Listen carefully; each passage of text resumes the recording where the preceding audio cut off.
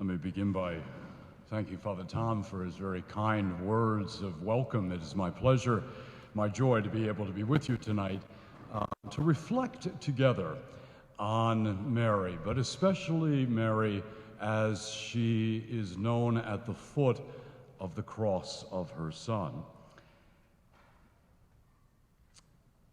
Every once in a while, I get into what I call my let's get rid of the clutter mode. And I was recently making my way through a closet and with a garbage bag right next to me when I found a card that my mother had sent me shortly before her death in 2002. It was signed, "Always love and prayers, Mom." I decided to cut that signature from the card and to place it in my breviary, my prayer book, as a memento. But more than a simple memory of my mother, it reminded me, in fact, it somewhat summarized for me, Our Lady's role in our life and in the life of all who believe. Always love and prayer, Mom. You know, tonight we gather in the presence of our Eucharistic Lord, and then later we will walk the stations of the cross. And with all prayer that is centered on the mysteries of salvation, it is not a simple commemoration of the past event that we are doing, as if these have no relevancy to us today. These events, these mysteries, continue to speak to our hearts of the God who so loved the world that he gave his only begotten Son. If we allow them to, what we celebrate, in whose presence we are, the mysteries that we ponder, can bring about in our lives deeper faith and greater conversion to the person of Jesus Christ.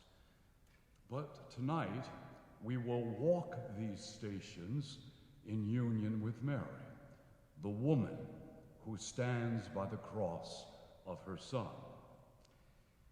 It is John's Gospel that gives us that unique exchange that takes place at Golgotha. The crucified Lord, his mother, and the beloved disciple, we hear the words, "Woman, behold your Son." And then to John, "Son, behold your mother." At the cross, the Lord entrusts Mary to John, his beloved disciple. And John tells us that he takes her into his home from that hour onward.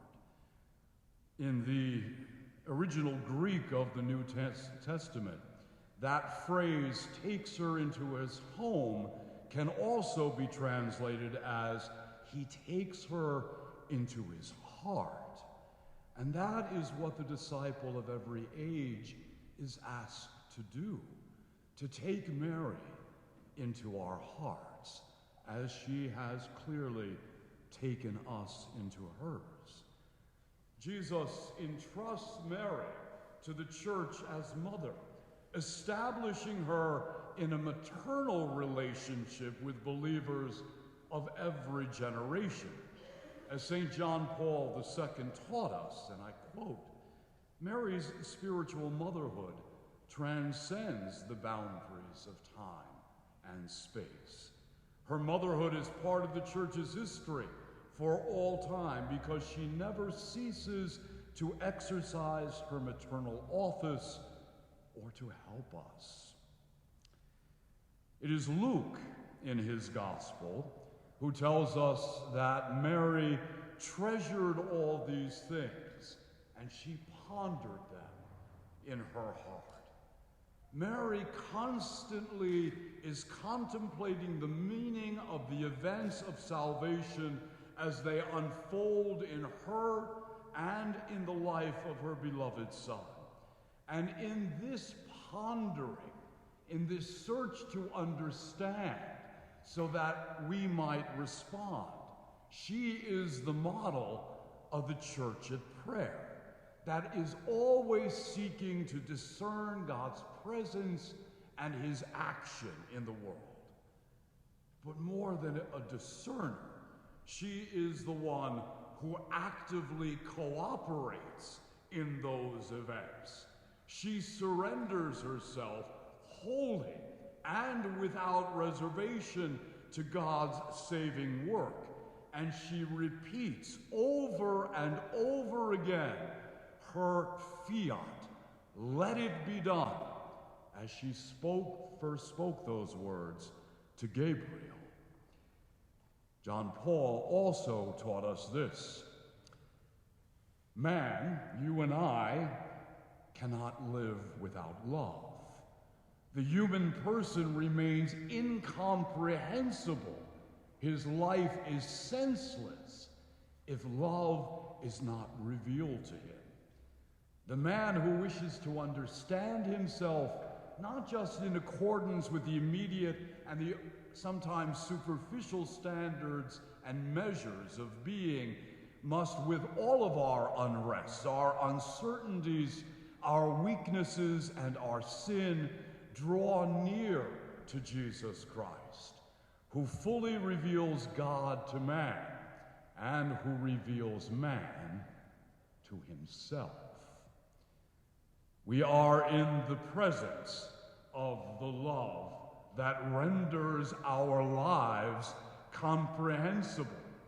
Because if it is true, which it is, that we have been created to love, our constant vocation is to love.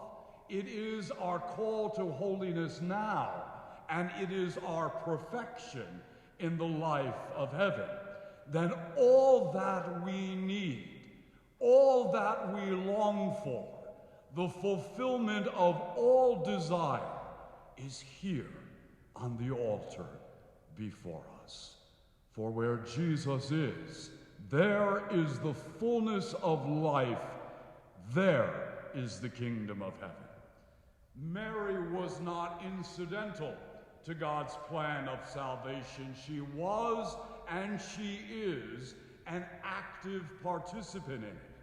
Her "let it be done," spoken once to Gabriel at the Annunciation, would ultimately bring her to the hill of Golgotha. And there she would repeat it in the most profound and meaningful way. As she stood at the cross, she was no helpless victim to that event. She actively joined herself in union to the sacrifice of her Son. And so the no of our first mother Eve, spoken at the wood of the tree of life in the Garden of Eden, was undone by a new mother, a new Eve, who stands by the tree, the new tree of life. And there she speaks her yes. And with her yes, united to her Son's perfect sacrifice, the head of the serpent is irrevocably and permanently crushed. We find in the hearts of Jesus and Mary an alliance of perfect obedience to the will of the Father, an alliance of doing joyfully and fully the will of God as it is revealed in our lives. We find the strength and the grace that we need to live as authentic disciples of Jesus Christ in the midst of the world. We find hope in our darkness. We find strength in what we must endure.